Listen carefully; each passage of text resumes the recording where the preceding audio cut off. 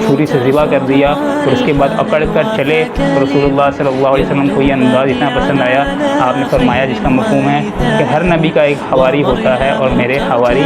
زبیر ہیں۔ کہ جب اس بچے کو نکالا اس کی لاش میں پہ پاؤں رکھ کے، تو اس کا جو پھل تھا نا آگے سے وہ مڑ گیا، تو رسول اللہ صلی اللہ علیہ وسلم نے وہ برچھا حضرت زبیر سے مانگ لیا کہ ساری زندگی اپنے پاس رکھا ہے۔ ان ینصرکم اللہ فلا غالب لکم، اللہ تعالیٰ تمہاری مدد کرے تم پر کوئی غالب نہیں آ سکتا۔ وَإِن يَخْذُلْكُمْ فَمَنْ ذَا الَّذِي يَنصُرُكُم مِّن بَعْدِهِ، کہ اللہ تعالیٰ ہی تم کو چھوڑ دے تو کون ہے جو تمہاری مدد کرے اس کے بعد۔ جس بدن کے اندر میرا خون چلا گیا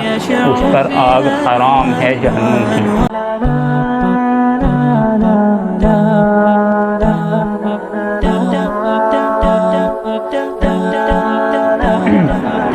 بسم اللہ الرحمن الرحیم۔ آج اس ویڈیو کے اندر ہم حضرت زبیر رضی اللہ تعالیٰ عنہ کی شخصیت سے متعلق 10 علمی نکات پر بات کریں گے۔ یہ تو آپ جانتے ہی ہیں کہ حضرت زبیر رضی اللہ تعالیٰ عنہ عاشرہ مبشرہ میں سے ہیں، یعنی ان صحابہ میں ہیں جن کو دنیا کے اندر جنت کی بشارت ملی، اور کئی موقعوں پر جنت کی بشارت ملی رسول اللہ صلی اللہ علیہ وسلم کی زبان مبارک سے۔ تو حضرت زبیر رضی اللہ تعالیٰ عنہ کی جو شخصیت ہے اس میں پہلا علمی نقطہ اور سوال یہ ہے کہ حضرت زبیر رضی اللہ تعالیٰ عنہ کے والد کون تھے اور والدہ کون تھی، اور کیا وہ اسلام بھی لے کر آئے، اور ان کا نسب کیا تھا۔ یہ ہے پہلا سوال، یہ پہلا علمی نقطہ کہہ لیں۔ تو حضرت والد رضی اللہ تعالیٰ عنہ کے جو والد ہیں ان کا نام ہے عوام، اور یہ حضرت زبیر رضی اللہ تعالیٰ عنہ ابھی چھوٹے ہی تھے، بچپن ہی ان کا چل رہا تھا۔ تو حضرت عوام جو ہیں یہ فوت ہو گئے تھے، لہذا ان کو اسلام کا شرف نہیں ملا۔ اور جو آپ کی والدہ ہیں حضرت زبیر کی والدہ، وہ قدیم الاسلام ہیں، اور ان کا نام ہے صفیہ بنت عبد المطلب رضی اللہ تعالیٰ عنہ۔ شروع میں ایمان لانے والی ہیں، اور ان کو صحابیت کا شرف بھی ملا۔ اور حضرت زبیر رضی اللہ تعالیٰ عنہ کا جو نسب ہے وہ یہ تھا کہ زبیر بن عوام بن خویلد بن اسد بن عبد العزیٰ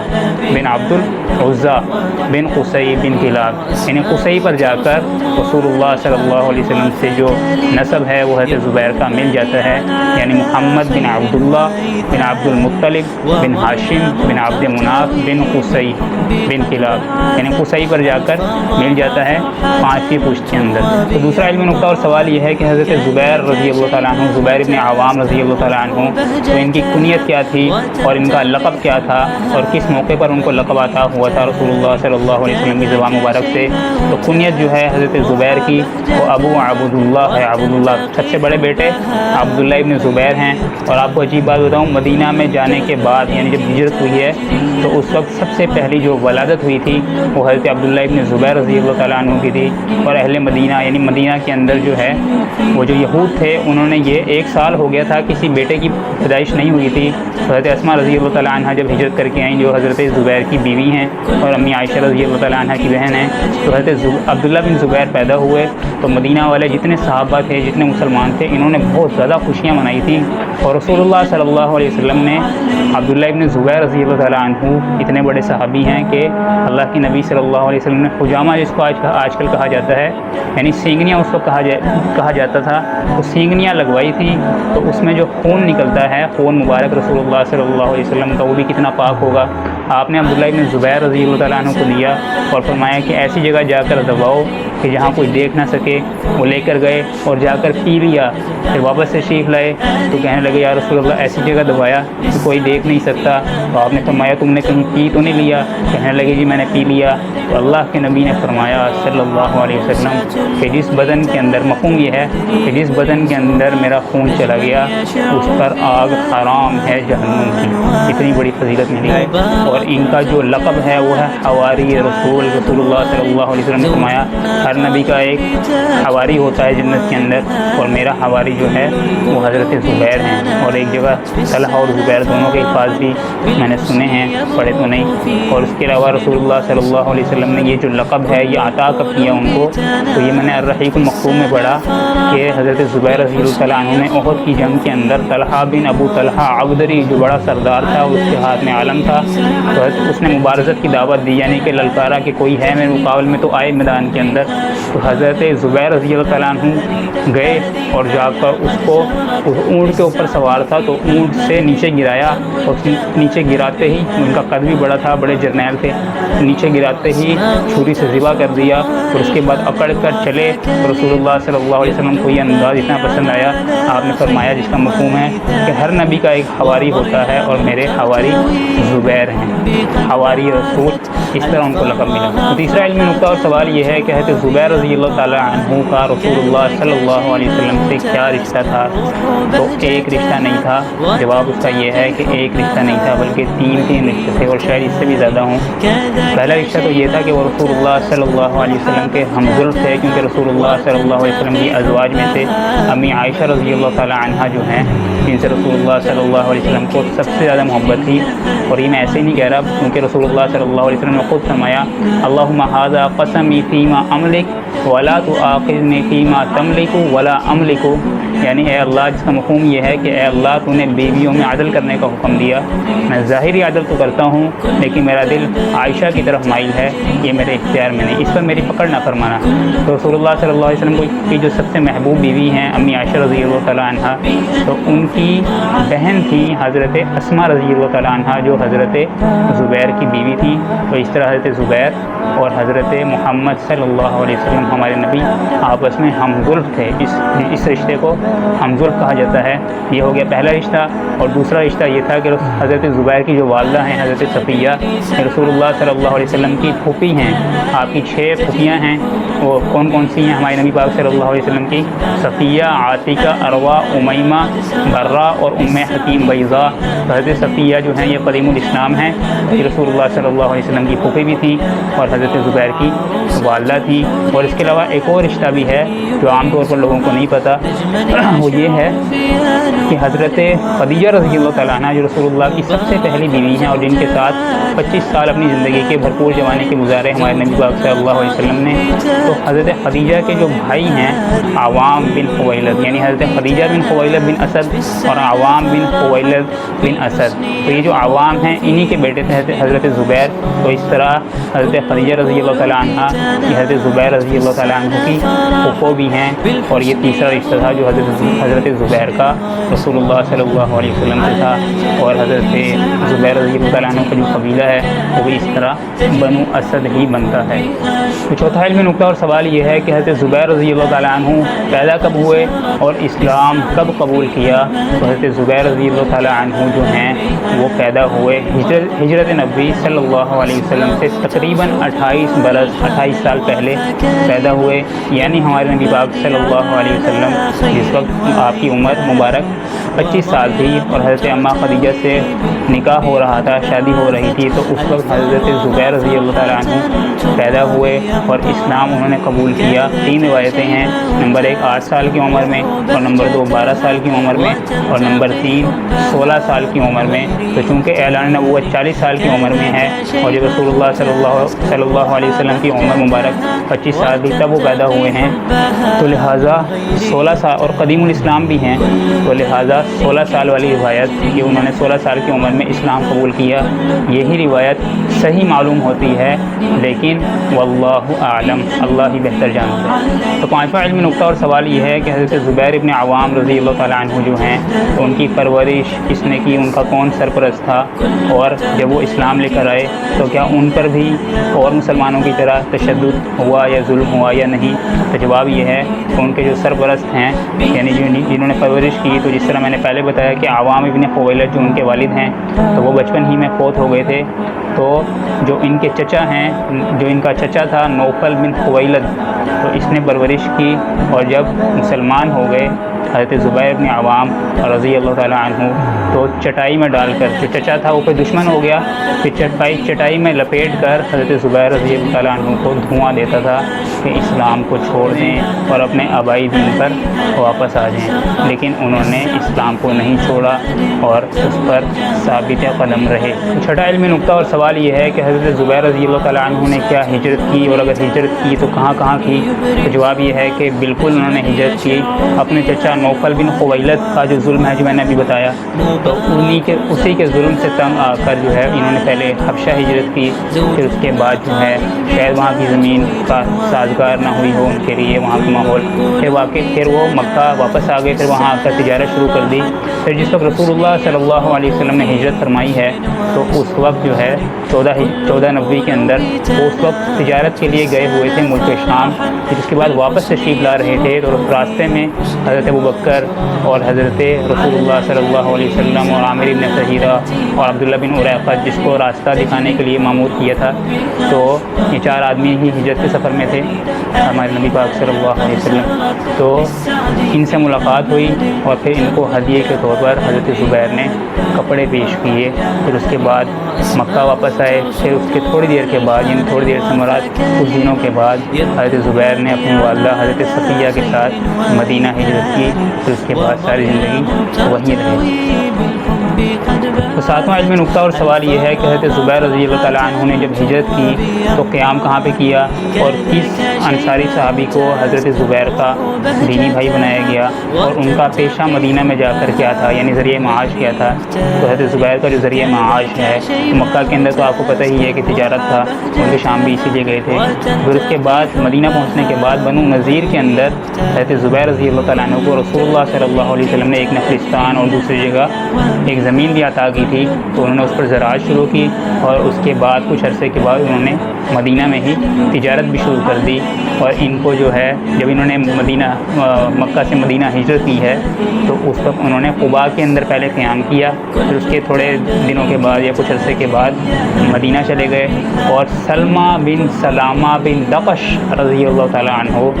تو ان کو حضرت زبیر رضی اللہ تعالیٰ عنہ کا دینی بھائی بنایا گیا۔ بلکہ میں نے اسی سیرت کی کتاب میں ہی پڑھا کہ جب غزوہ بدر ہوئی اور اس کے بعد سلمہ بن سلامہ رضی اللہ تعالیٰ عنہ کے بارے میں جو حضرت زبیر کے دینی بھائی تھے، کہ جب رسول اللہ غزوہ بدر کے بعد واپس آئے، تو غزوہ بدر تو آپ کو پتہ ہی ہے کہ ایک حادثاتی جنگ ہوئی تھی، تو اس کے اندر تمام صحابہ شریک نہیں ہوئے تھے کیونکہ قافلے کا معاملہ تھا۔ آپ نے فرمایا تھا جتنے لوگ ادھر قریب موجود ہیں چلو، اور جس کی سواری 3 میل کے اندر ہے وہ لے کر آ جاؤ، تو سارے نہیں آئے تھے۔ پھر اچانک جنگ ہو گئی اور اللہ تعالیٰ نے اتنی بڑی فتح دی، تو حضرت اسید ابن حضیر رضی جو سلمہ بن سلامہ ہیں یہ بھی بدری صحابی ہیں، تو یہ رسول اللہ صلی اللہ علیہ وسلم کے پاس تھے جب رسول اللہ واپسی پر مدینہ میں انٹر ہو رہے تھے، تو حضرت اسید ابن حضیر رضی اللہ تعالیٰ عنہ کہنے لگے، لوگ مبارکباد دے رہے تھے، تو کہنے لگے یا رسول اللہ اگر مجھے پتا ہوتا کہ اس طرح آپ کی جنگ چھڑ جائے گی، یہ تو بڑے سردار تھے نا اسید ابن حضیر اوس کے، اگر مجھے پتا ہوتا کہ اس طرح جنگ چھڑ جائے گی اور آپ کا جو معاملہ ہے وہ اس طرح کفار کے ساتھ پڑے گا تو میں کبھی پیچھے نہ رہتا۔ تو انہوں نے کہا، رسول اللہ صلی اللہ علیہ وسلم نے فرمایا کہ تم سچ کہہ رہے ہو۔ اس کے بعد مبارکباد دی گئی ان کو کہ آپ لوگوں نے مکے کے سرداروں کو قتل کیا۔ تو حضرت سلمہ بن سلامہ رضی اللہ تعالیٰ عنہ نے فرمایا کہ آپ لوگ ہمیں کس بات کی مبارکباد دے رہے ہو، ہمارا جو پالا ہے وہ تو بوڑھے لوگوں سے گنجے سر والے لوگ تھے ان کے ساتھ پڑا تھا، لہٰذا کوئی بڑی بات نہیں ہے، اور جو نصرت اور مدد ہے وہ تو اللہ تعالیٰ کی طرف سے ہے۔ ان ینصرکم اللہ فلا غالب لکم، اللہ تعالیٰ تمہاری مدد کرے تو تم پر کوئی غالب نہیں آ سکتا۔ وَإِن يَخْذُلْكُمْ فَمَنْ ذَا الَّذِي يَنصُرُكُم مِّن بَعْدِهِ، کہ اللہ تعالیٰ ہی تم کو چھوڑ دے تو کون ہے جو تمہاری مدد کرے اس کے بعد۔ اللہ تعالیٰ وَإِن يَمْسَسْكَ اللَّهُ بِضُرٍّ فَلَا كَاشِفَ لَهُ إِلَّا هُوَ، اللہ تعالیٰ نقصان پہنچانا چاہے تو کوئی بھلائی نہیں پہنچا سکتا، اور وَإِن يُرِدْكَ بِخَيْرٍ فَلَا رَادَّ لِفَضْلِهِ، اللہ تعالیٰ خیر پہنچانا چاہے تو کوئی شر نہیں پہنچا سکتا۔ تو 8واں علمی نقطہ اور سوال یہ ہے کہ حضرت زبیر رضی اللہ تعالیٰ عنہ نے رسول اللہ صلی اللہ علیہ وسلم کی زندگی مبارک میں کن غزوات کے اندر حصہ لیا؟ تو جواب یہ ہے کہ حضرت زبیر رضی اللہ تعالیٰ عنہ نے تمام غزوات میں حصہ لیا۔ غزوہ بدر کے بعد غزوہ احد، جتنے مشہور 27 غزوات ہیں اور 100 سے زیادہ سریات ہیں۔ سریہ آپ کو پتہ ہے اس کو کہتے ہیں جس میں رسول اللہ صلی اللہ علیہ وسلم خود بنفس نفیس نہ گئے ہوں بلکہ صحابہ کو روانہ کیا ہو، تو وہ تو 100 سے بھی زیادہ تعداد ہے، بلکہ میں گن کے انشاءاللہ بتاؤں گا کتنی ہے۔ اور غزوات کا مجھے پتہ ہے 27 ہیں۔ تو غزوات جتنے بھی بڑے ہیں جیسے غزوہ بدر میں تو تھے ہی، تو غزوہ بدر کے بعد غزوہ احد ہوئی، غزوہ خندق ہوئی، صلح حدیبیہ ہوئی، اور خندق کے بعد بھی جو بنو قریظہ ہے وہ بنو نذیر ہے، غزوہ بنو نذیر، اور اس کے علاوہ جتنے بھی معرکے ہیں صلح حدیبیہ کے بعد غزوہ خیبر ہے، اور غزوہ غزوہ فتح مکہ ہے اور غزوہ تبوک ہے، غزوہ حنین ہے، طائف ہے، جتنے بھی مارکے ہیں سب کے اندر حضرت زبیر رضی اللہ تعالیٰ عنہ رسول اللہ صلی اللہ علیہ وسلم کے ہم رکاب رہے اور حضور پاک صلی اللہ علیہ وسلم کے ساتھ رہے، اور رسول اللہ صلی اللہ علیہ وسلم سے بہت سی بشارتیں بھی ان کو ملی۔ نواں علمی نقطہ اور سوال یہ ہے کہ حضرت زبیر رضی اللہ تعالیٰ عنہ نے غزوہ بدر کے دن زرد رنگ کا عمامہ باندھا ہوا تھا، یعنی پگڑی باندھی ہوئی تھی، تو اس کو دیکھ کر رسول اللہ صلی اللہ علیہ وسلم نے کیا فرمایا؟ تو رسول اللہ صلی اللہ علیہ وسلم نے زرد عمامے کو دیکھا، یعنی عمامہ پگڑی، جیسے میں نے یہ تو رومال باندھا ہوا ہے نا، تو انشاءاللہ اللہ نے جب میں درس نظامی کر لوں گا تو پھر میں سفید باندھوں گا، تو وہ زرد رنگ کا عمامہ تھا۔ رسول اللہ صلی اللہ علیہ وسلم نے اس کو دیکھا تو آپ نے فرمایا کہ آج ملائکہ بھی یعنی فرشتے بھی زرد رنگ کا عمامہ باندھ کر آسمان سے اترے ہیں۔ آپ کو پتہ ہے کہ 1000 فرشتے غزوہ بدر کے اندر اترے تھے زمین پر مسلمانوں کی مدد کے لیے۔ اذ تستغیثون ربکم فاستجاب لکم انی ممدکم بألف من الملائکۃ مردفین۔ آپ کو پتہ ہے الفن جسے کہتے ہیں 1000 کو، 1000 فرشتے اللہ تعالیٰ نے اتارے تھے، اور کتنی بڑی مسلمانوں کو فتح ملی تھی۔ ایک ہوا کا جھونکا آیا، حضرت علی نے پوچھا یا رسول اللہ یہ کیسی ہوا ہے؟ تو آپ نے فرمایا جبرائیل آ گیا 500 فرشتے لے کر۔ پھر اس کے بعد ایک ہلکا سا جھونکا آیا، حضرت علی نے پوچھا یہ کیسی ہوا ہے؟ تو آپ نے فرمایا میکائیل آ گیا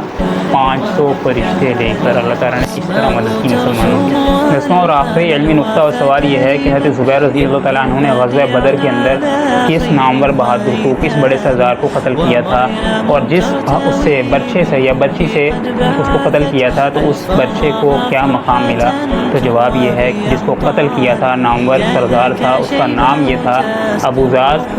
ذات القرش عبیدہ بن سعید بن عاص۔ یہ اتنا لمبا اس کا نام تھا، اور اس کو حضرت زبیر نے قتل کیا تھا برچھے سے یا برچھی سے۔ تو اس کو مقام یہ ملا کہ جب اس برچھے کو نکالا اس کی لاش میں پہ پاؤں رکھ کے، تو اس کا جو پھل تھا نا آگے سے وہ مڑ گیا، تو رسول اللہ صلی اللہ علیہ وسلم نے وہ برچھا حضرت زبیر سے مانگ لیا، پھر ساری زندگی اپنے پاس رکھا۔ رسول اللہ یہاں تک کہ رسول اللہ صلی اللہ علیہ وسلم دنیا سے تشریف لے گئے، پھر اس کے بعد وہ حضرت ابوبکر رضی اللہ تعالیٰ عنہ نے مانگ لیا کہ ساری زندگی 2 سال 2 ماہ ان کی خلافت ہے، پھر وہ ان کے پاس رہا یہاں تک کہ حضرت ابوبکر بھی دنیا سے چلے گئے۔ پھر حضرت عمر کے پاس آیا، پھر حضرت عمر نے اپنے پاس رکھا یہاں تک کہ حضرت عمر بھی 10 سال 6 ماہ ان کی خلافت ہے، حضرت عمر بھی دنیا سے تشریف لے گئے۔ پھر اس کے بعد حضرت زبیر نے ہی واپس مانگ لیا، پھر اپنے پاس رکھا تھا یہاں تک کہ حضرت زبیر کی تو شہادت حضرت علی کے دور میں، تو پھر حضرت عثمان نے حضرت زبیر کی زندگی میں ہی حضرت عثمان نے حضرت زبیر سے مانگ لیا، اور ساری زندگی 12 سال حضرت عثمان کی خلافت اپنے پاس رکھا یہاں تک کہ وہ بھی دنیا سے چلے گئے۔ پھر حضرت علی نے مانگ لیا اور اپنے پاس رکھا، یا ان کی طرف منتقل ہو گیا اور اپنے پاس رکھا یہاں تک کہ حضرت علی بھی دنیا سے تشریف لے گئے۔ پھر اس کے بعد عبداللہ ابن زبیر رضی اللہ تعالیٰ عنہ کے پاس آ گیا، پھر حضرت عبداللہ ابن زبیر انہوں نے جو حضرت زبیر کی بیٹی ہیں سب سے بڑے، انہوں نے ساری زندگی اپنے پاس رکھا، اور مجھے امید ہے انشاءاللہ اس وقت بھی دنیا کے اندر وہ دنیا کے اندر کہیں نہ کہیں موجود ہوگا۔ اللہ سے دعا ہے کہ اللہ تعالیٰ ہمیں بھی وہ دکھا دے۔ تو آج کے لیے میں سمجھتا ہوں کہ اتنے ہی کافی ہے، اور جو اس کے اندر پیغامات ہیں، جو اس کے اندر سبق ہیں، اللہ تعالیٰ ہمیں حضرت زبیر رضی اللہ عنہ کی زندگی کے اندر جو ہیں ان کے جو قربانیاں ہیں ان کو اپنانے والا بنائے، اور جو بات صحیح کہی گئی اس پر عمل کرنے والا مجھے بھی بنائے، اللہ آپ بھی بنائے۔ اور میں ملتا ہوں انشاءاللہ اگلی ویڈیو میں، اور یہ تو پہلے پارٹ چل رہے ہیں، انشاءاللہ اور پارٹ بھی بناؤں گا، پہلے عاشرہ مبشرہ، پھر اس کے بعد جو ہیں اللہ ہو سکتا ہے انہی کے دوبارہ پارٹ بناؤں، یا ہو سکتا ہے دوسرے پہلے صحابہ کے بناؤں۔ انشاءاللہ ایک بات جو ہے اگر میری زندگی ہے تو میں انشاءاللہ خود بھی پڑھوں گا، اور پھر جتنے بھی سننے والے ہیں پوری دنیا کے اندر پہنچاؤں گا انشاءاللہ۔ يبدو بادعا على خير وإيثار ومريم ترتوي بالحب